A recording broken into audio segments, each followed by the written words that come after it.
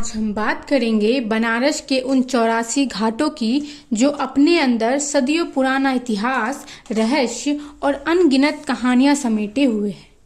कुछ घाट जीवन का उत्सव दिखाते हैं तो कुछ जिंदगी का अंतिम सत्य।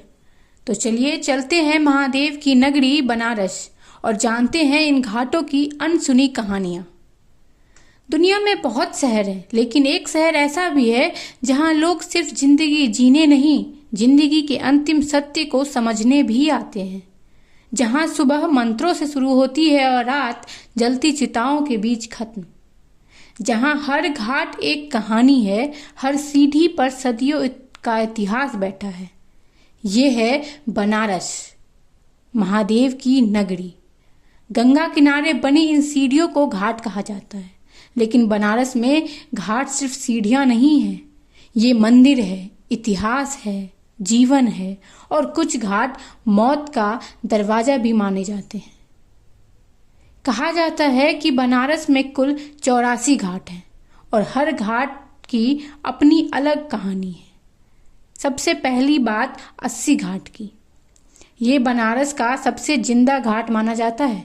कहा जाता है कि देवी दुर्गा ने राक्षसों का वध करके अपनी तलवार यहाँ फेंकी थी, जिससे 80 नदी निकली और इसी वजह से इसका नाम पड़ा 80 घाट। सुबह 5 बजे यहाँ सुबह बनारस होता है। योग, मंत्र, संगीत और गंगा किनारे उगता हुआ सूरज, ऐसा लगता है जैसे पूरा बनारस जाग नहीं रहा बल्कि ध्यान में बैठा हो। अगर बनारस को महसूस करना है तो सुबह 80 घाट जरूर आना। अब बात उस घाट की जिसकी आरती पूरी दुनिया देखती है, दशाश्वमेध घाट।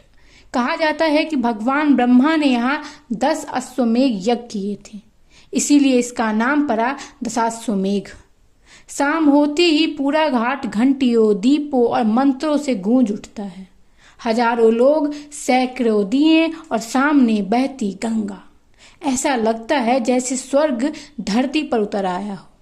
लेकिन बनारस सिर्फ रोशनी नहीं है, यहाँ एक ऐसा घाट भी है जहाँ आग कभी नहीं बुझती। मणिकर्णिका घाट, बनारस का सबसे रहस्यमयी और सबसे डरावना महसूस होने वाला घाट। कहा जाता है कि यहाँ अंतिम संस्कार होने से मोक्ष मिलता है और खुद भगवान शिव मरने वालों के कान में तारक मंत्र बोलते हैं। यहाँ चिताएं 24 घंटे जलती रहती हैं। जब आप यहाँ खड़े होते हो तो समझ आता है कि जिंदगी कितनी छोटी है। बनारस आपको मौत से डरना नहीं, उसे समझना सिखाता है। इसके बाद आता है हरिश्चंद्र घाट। कहा जाता है कि सत्यवादी राजा हरिश्चंद्र ने यही शमशान में काम किया था, इसीलिए इस घाट का नाम पड़ा हरिश्चंद्र घाट। यह घाट आज भी इंसान को सच और कर्म की याद दिलाता है। अब चलते हैं तुलसी घाट। मान्यता है कि गोस्वामी तुलसीदास ने यहीं बैठकर रामचरितमानस लिखी थी। आज भी यहाँ बाकी घाटों के मुकाबले ज्यादा शांति महसूस होती है। फिर आता है चेत सिंह घाट। यहाँ बना चेत सिंह किला आज भी इतिहास की कहानी सुनाता है। कहा जाता है कि अंग्रेजों और राजा चेत सिंह के बीच यही युद्ध हुआ था।